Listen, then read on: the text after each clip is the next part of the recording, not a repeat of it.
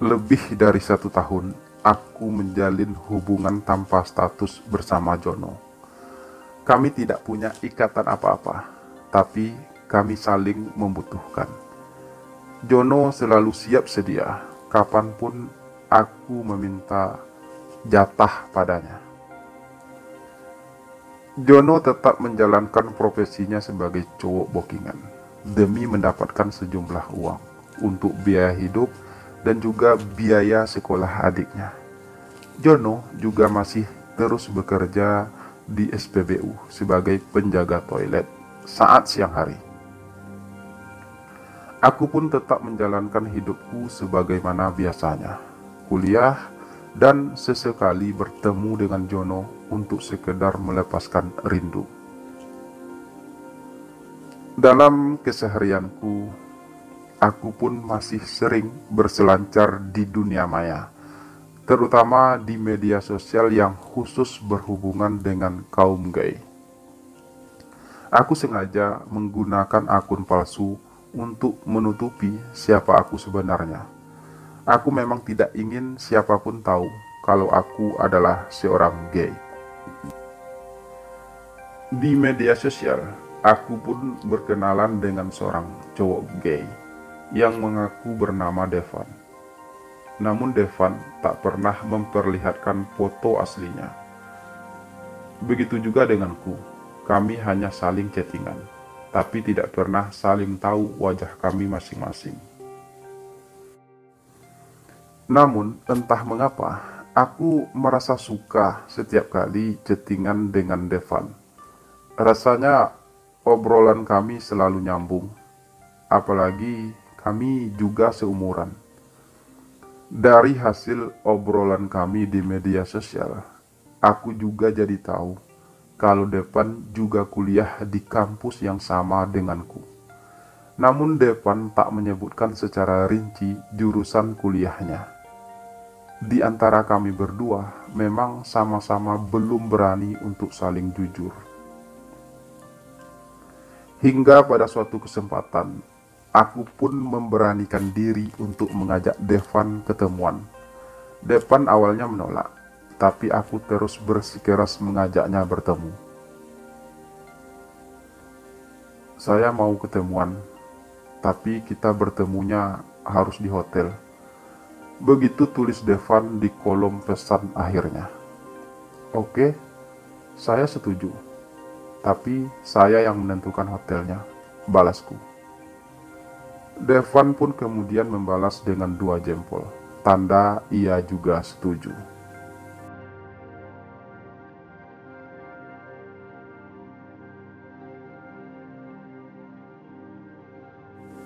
Setelah mendapatkan kesepakatan mengenai waktu dan tempat, kami pun akhirnya melakukan sebuah pertemuan di sebuah hotel. Dan betapa kagetnya aku saat itu kalau Devan yang aku temui tersebut adalah Devan teman kuliahku. Kalian masih ingat dengan Devan teman kuliahku yang aku ceritakan di awal kisah ini? Tepatnya di part 1 cerita ini. Aku sempat bercerita tentang Devan di awal kisah ini. Hanya beberapa kalimat sih. Namun kisah ini sebenarnya memang bermuara ke sana.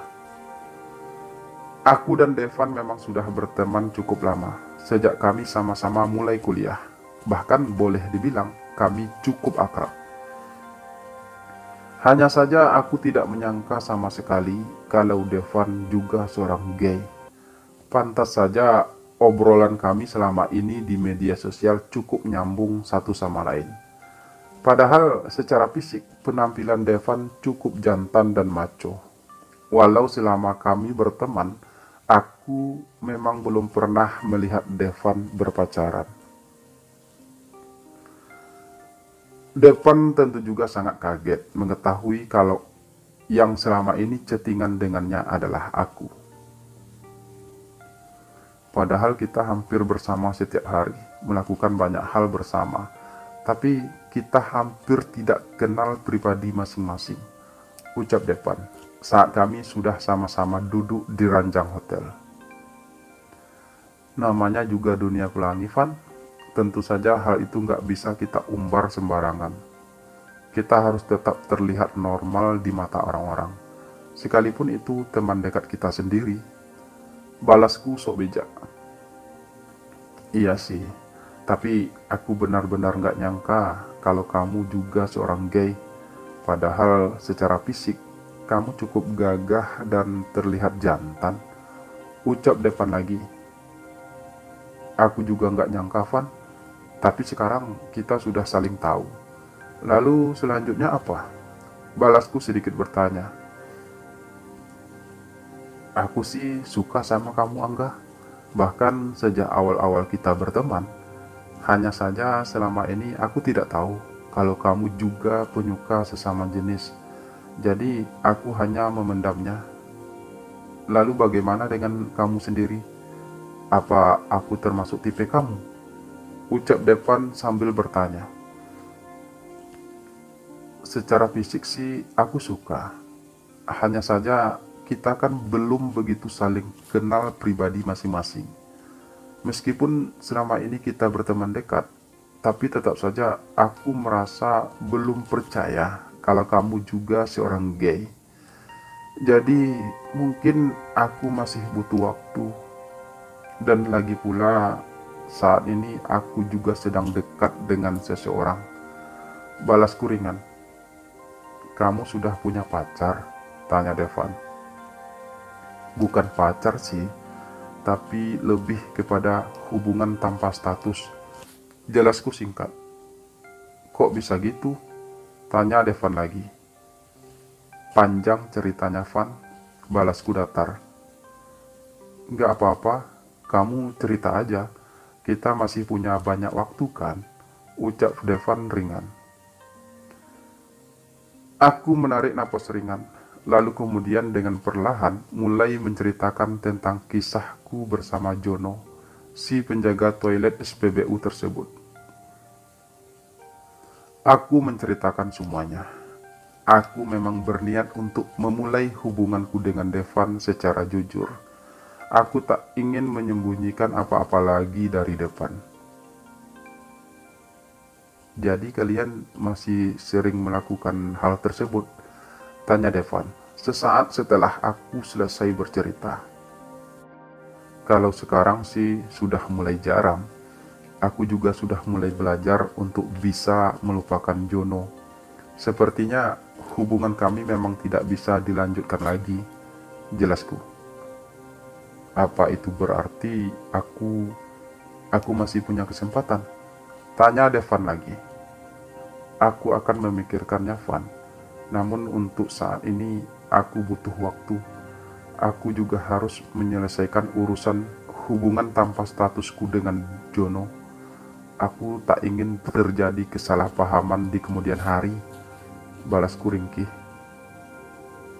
Jadi kamu sudah cukup berpengalaman ya dalam hal ini, ucap Devan kemudian, setelah untuk beberapa saat kami saling terdiam. Jono adalah laki-laki pertama yang melakukan hal tersebut dengan Van. Selain itu, aku tidak pernah melakukannya dengan laki-laki lain. Jadi kalau dibilang sudah berpengalaman sih, belum. Tapi aku memang sudah pernah melakukannya berkali-kali bersama Jono. Jelasku jujur. Ya, kamu cukup beruntung, Angga. Sementara aku hanya bisa melakukan hal tersebut dalam khayalanku. Aku belum pernah berani untuk mencobanya. Aku juga nggak mau melakukannya dengan sembarangan laki-laki, ucap Devan selanjutnya. Lalu, apa kamu mau mencobanya denganku malam ini? Mumpung kita sudah berada di hotel loh. Tanyaku sedikit ragu. Aku sih terserah kamu nggak? Seperti yang aku katakan, aku memang suka sama kamu. Tapi kalau kamu melakukannya hanya karena terpaksa atau kasihan, lebih baik jangan. Balas Devan lugas. Aku sudah katakan dari awal, kalau secara fisik aku memang tertarik sama kamu, Van.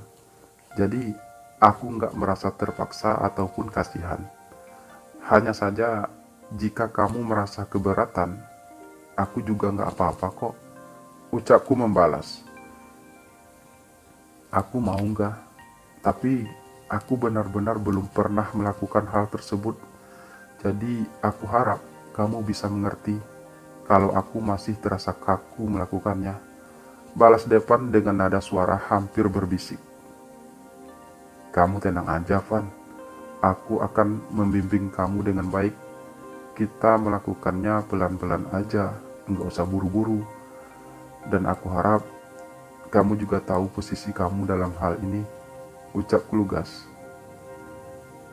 Sejak awal aku memang sudah tahu posisiku nggak? Hanya saja aku tidak tahu bagaimana harus memulainya. Balas Devan lagi. Ya udah, aku yang akan memulainya. Apalagi dengan posisimu sebagai objek, kamu pasti akan lebih mudah memahaminya. Ucapku lugas lagi. Sesaat kemudian, aku pun mulai mendekati Devan. Aku memang tertarik pada Devan. Selain tampan dan gagah, Devan memang sangat atletis. Aku memang menginginkannya malam ini. Apalagi setelah aku tahu kalau Devan masih polos. Ia masih belum pernah melakukannya. Hal itu tentu saja membuat aku semakin penasaran.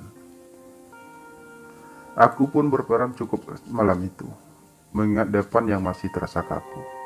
Dan lagi pula, sudah hampir 3 minggu ini aku tidak pernah melakukan hal tersebut bersama Jono. Tentu saja hal itu membuat aku jadi sedikit getar. Devan menerima kehadiranku dengan penuh semangat. Pelan namun pasti ia pun mulai bisa menguasai keadaan. Ia mulai bisa melakukan perannya dengan baik. Dan tak butuh waktu lama, kami pun akhirnya dalam gelombang keindahan penuh warna dan sensasi. Sungguh malam yang luar biasa bagiku. Devan melakukan perannya dengan baik.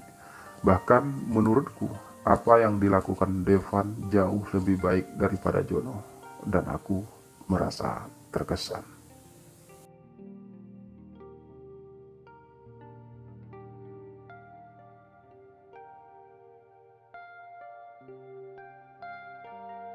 Sepertinya aku sudah nggak bisa lagi melanjutkan hubungan tanpa status kita ini, John, ucapku. Ketika akhirnya aku mengundang Jono untuk datang ke kosku. Kenapa? Tanya Jono heran.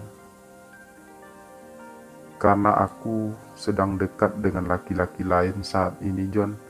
Dan aku tidak ingin ada kesalahpahaman di antara kita. Jadi sebelum semuanya terlambat, lebih baik aku jujur sama kamu dari sekarang. Jelasku apa adanya. Oh, oke. Gak apa-apa kok. Aku ngerti. Bukankah dari awal kita memang tidak terikat hubungan apapun? Jadi kamu bebas mau pergi kapan saja. Balas Jono parau. Maafkan aku ya, John. Dan terima kasih untuk semuanya. Ucapku lagi. Aku yang minta maaf sama Mas Angga. Dan aku juga yang harusnya berterima kasih pada Mas Angga.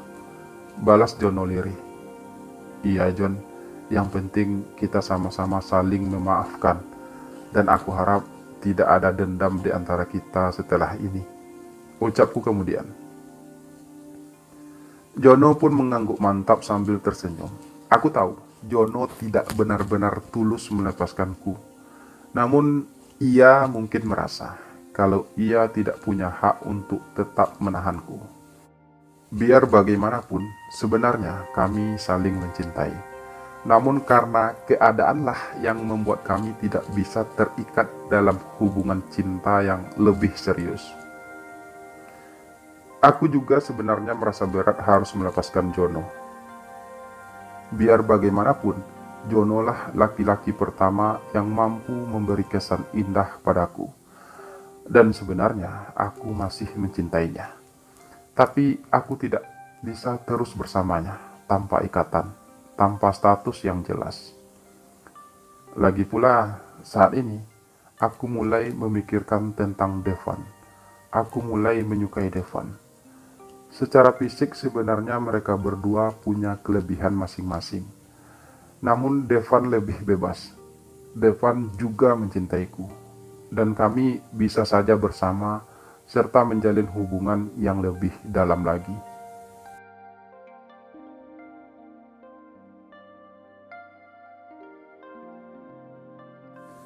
Aku sudah memutuskan hubungan tanpa statusku dengan Jono.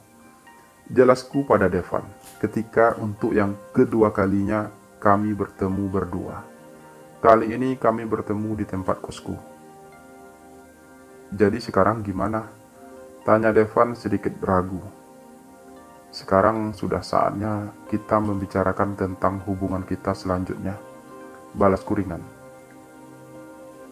Apa kamu sudah yakin dengan perasaanmu padaku? Tanya Devan. Aku yakin kalau kita terus bersama, perasaanku akan terus berkembang terhadap kamu, Van.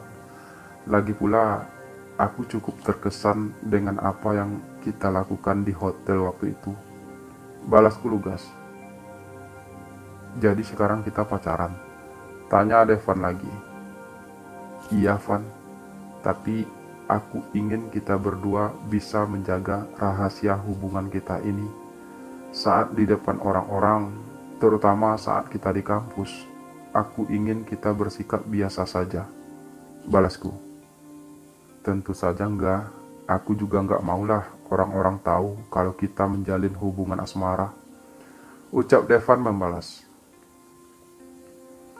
Sejak saat itulah, aku dan Devan pun menjalin hubungan yang serius. Kami selalu punya waktu untuk bersama. Di depan orang-orang, kami hanyalah teman dekat. Namun saat kami hanya berdua, kami adalah sepasang kekasih yang saling mencintai dan menyayangi. Hubungan indah kami pun bertahan hingga bertahun-tahun, bahkan hingga kami sama-sama lulus kuliah dan mulai bekerja. Meskipun kami bekerja di tempat yang berbeda, namun hal itu tidak mengurangi intensitas dan kualitas kebersamaan kami. Hubungan kami terjalin begitu indah, tanpa ada seorang pun yang tahu. Dan begitulah kisahku kali ini. Kisah hubungan tanpa statusku bersama Jono, si penjaga toilet SPBU tersebut. Dan juga kisah cintaku bersama Devan, teman kuliahku yang diam-diam telah lama mencintaiku. Kini aku dan Devan masih tetap berhubungan. Sementara aku tak pernah lagi bertemu dengan Jono. Aku memang sengaja untuk tidak lagi menemuinya, karena bagiku, kehadiran Devan sudah jauh lebih cukup untukku.